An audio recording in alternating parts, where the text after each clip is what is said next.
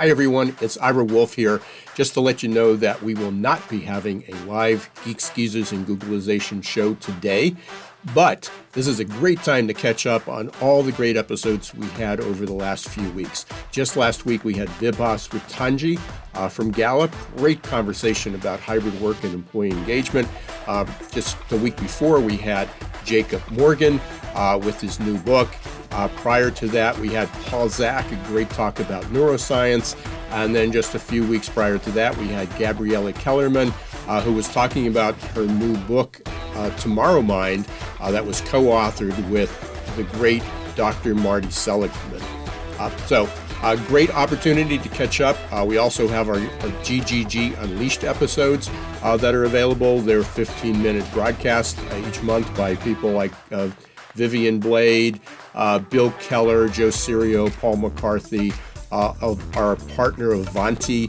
We had a great conversation with Dennis Kozak. So please take a few minutes and listen to or watch the shows. You can listen on Apple, Spotify, Amazon, any place that you listen to podcasts, or you can catch it on YouTube and watch the live replay.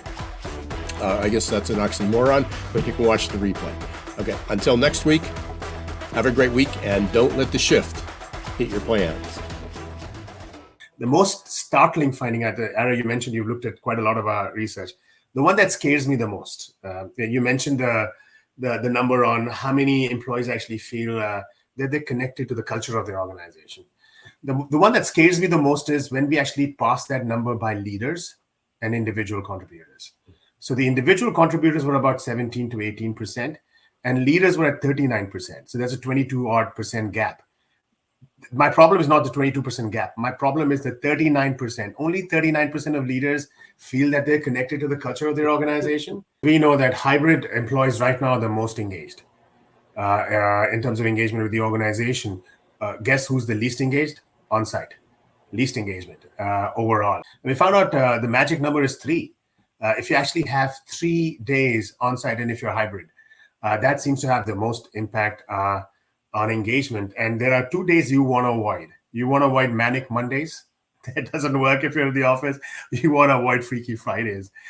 We're all vulnerable right now in leading up to this future of work.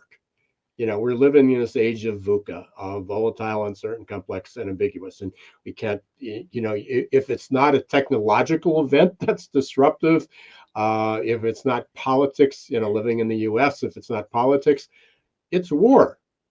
I mean, you know, out of the blue. I mean, there's just thing every day.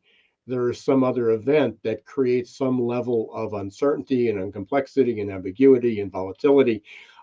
Every human being on this planet is experiencing levels of change. And even for the people who have all 8 of your attributes, if they're not feeling somewhat vulnerable at this point, and recognize that they need to adapt and change and grow, but they may not know exactly what their next step is, and be able to admit that, you know, it's somewhat scary when people think that they have the answers. Grew up watching and emulating my dad, so I too was never vulnerable. Didn't believe in it.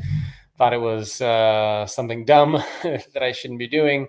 And that's how I lived my entire adult life up until a few years ago when I had a series of panic attacks, which I later found out came about because I was writing a book on vulnerability when I myself didn't believe in vulnerability. Then what's the number one reason why you're not comfortable being vulnerable at work? And the number one reason was because we don't want to be perceived as being weak or incompetent. So how do you avoid being perceived as being weak or incompetent? You demonstrate your competence.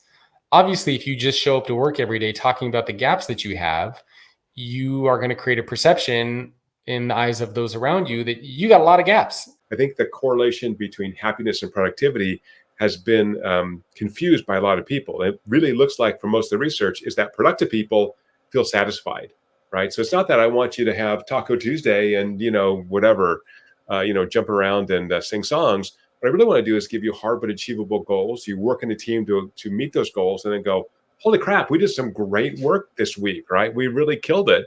I feel great about my job. I feel satisfied. I have this sense of accomplishment, which is very important. The war for talent is over, right? Talent has won because we have record low unemployment rates. There are no more babies, right? We've got to actually create workplaces where people can really be satisfied, have a sense of accomplishment, professional growth, personal growth. All this is really important, particularly for younger people, but for everybody. So I think part of that is we're going to see this employment move to the workplaces that have better cultures. And then the next question below that, the neuroscience question, is what does a great culture look like? Just as there's post-traumatic stress, there's something called post-traumatic growth, which is that at the other end of the population bell curve, there are people who are so highly resilient that even when they are exposed to something potentially traumatic, they're able to grow stronger, perhaps not right away. In some cases, it takes 6 months, 12 months, to see those impacts.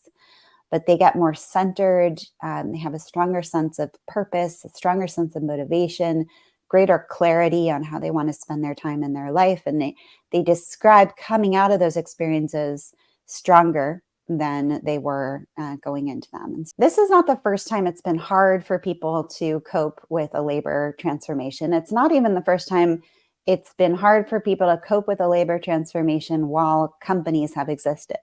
New episodes of Geeks, Geezers, and Googleization, as well as the GGG Unleashed collection, are available now to listen and download. Listen to wherever you get your podcasts.